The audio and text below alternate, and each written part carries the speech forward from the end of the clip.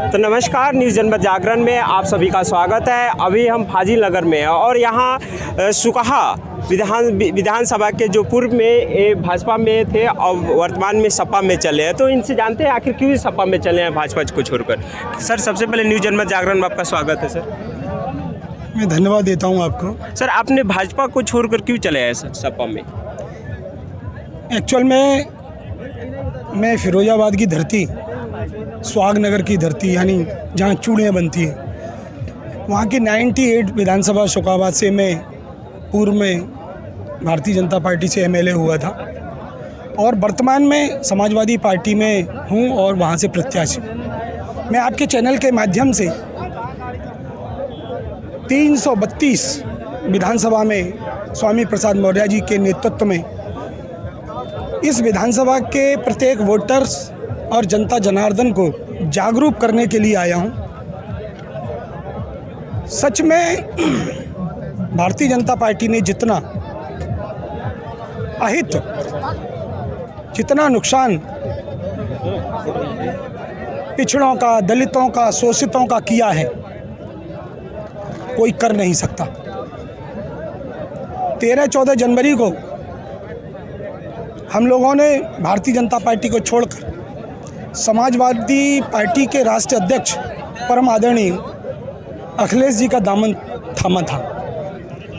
उसके सुप्रीमो परम आदरणीय स्वामी प्रसाद मौर्य जी के नेतृत्व में सैकड़ों एमएलए के साथ हम लोग समाजवादी पार्टी में आस्था और विश्वास रखते हुए।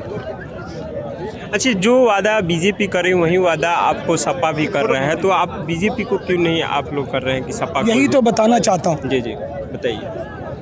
भारतीय जनता पार्टी झूठों की पार्टी है। छोटा कार्यकर्ता है, छोटा झूठ बोलता है, और बड़ा कार्यकर्ता है, बड़ा झूठ बोलता है, और जो सबसे बड़े हैं वो सफ़ेद झूठ बोलते हैं। यानी कि आपको जब वहाँ विधायक बन गए और उसके बाद कार्यकाल आपका खत्म हुआ तब आपको पता चला वो झूठों का पार्टी है, पहले नहीं? यही तो संवैधानिक प्रक्रियाएं होती है। जब तक सरकार रहती है तब तक ये आस्था रहती है अंतिम दिन तक कि ये दलितों का, शोषितों का अब अहित करेगी, अब हित करेगी। लेकिन उन्होंने अहित ही किया, और जब आचार संहिता लग गई उसके बावजूद भी यह लोग हमको बेवकूफ़ बनाते रहे। इस जनता की तो बात ही कुछ और है। पढ़े लिखे लोगों को, डॉक्टर लोगों को, हमने एमएस किया है, हम एमएस डॉक्टर हैं, हम जैसे लोगों को अपनी चतुर चालाकी से हमसे झूठ बोलती रही, तो ये गरीब जनता है, इससे कितना झूठ बोल रही होगी यह मैं बताना चाहता हूँ। ऊपर से लेके नीचे तक पिछड़ों का ये अहित नहीं करेंगे। अच्छा, आप बताइएगा, क्योंकि पिछड़ों का हित नहीं करेंगे, पिछड़ों के साथ अहित करेंगे, दलितों के साथ अहित करेंगे, शोषितों के साथ अहित करेंगे, ये ऐसे झूठ बोलने वाले लोग। अच्छा, आप बताइए कि आप बीजेपी में ऑलरेडी पहले से रह चुके, क्या वहाँ घूसखोरी है कि नहीं बीजेपी में? घूसखोरी है, बिल्कुल पूरी चोरी है। क्योंकि आपको अच्छा तरह से आइडिया पूरी चोरी है, पूरी चोरी है। परम पूज्य बाबा साहब के संविधान को डैमेज करना चाहते हैं, उसको डाइल्यूट कर रहे हैं और उसको डिलीट करने का काम कर रहे हैं। ये भारतीय जनता पार्टी के लोग अगर ज़्यादा समय तक रह जाएंगे तो दलितों को, शोषितों को, पिछड़ों को, जैसे मनुस्मृति लागू थी ना उस समय, वही करा देंगे। ये इनको लात मारकर भगाने का काम करना है। 10 मार्च को और सपा आज सपा आएगी। मैं आपको बता रहा हूँ, समाजवादी पार्टी के 4 चरण पूरे हो चुके हैं, आज 5वां चरण है, और 4 चरण में 200 के पार हो गई हैं, और आज 5वां चरण जो है लास्ट में पता चल जाएगा। समाजवादी पार्टी के राष्ट्रीय अध्यक्ष परम आदरणीय अखिलेश यादव जी को आप देख लेना, 10 मार्च को सीएम पद की शपथ लेंगे, ये मैं बताना चाहता हूँ। कल हमने देखा था, चिलम पीने वाले लोग आए थे यहीं कल इसी विधानसभा में। डॉक्टर मुकेश वर्मा जिंदाबाद। 2000 आदमी नहीं थे, 2000 आदमी नहीं थे, और तड़ी पार मालूम है क्या कह रहे थे कि इंटर के बाद जो 12वीं कर लेगा उसको हम लैपटॉप देंगे। ये तड़ी पार कह रहे थे। इनका होश बेहोश हो गया है।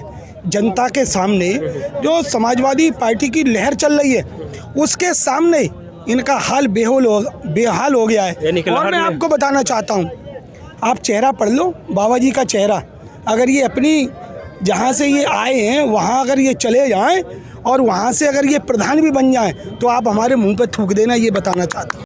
मैं डॉक्टर मुकेश वर्मा, 98 सुखाबाद, जनपद फिरोजाबाद।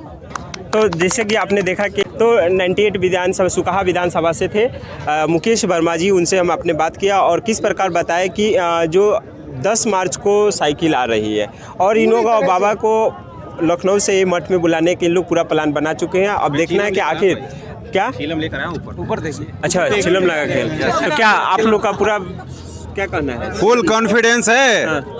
कल माननीय मुख्यमंत्री योगी आदित्यनाथ जी फाजिल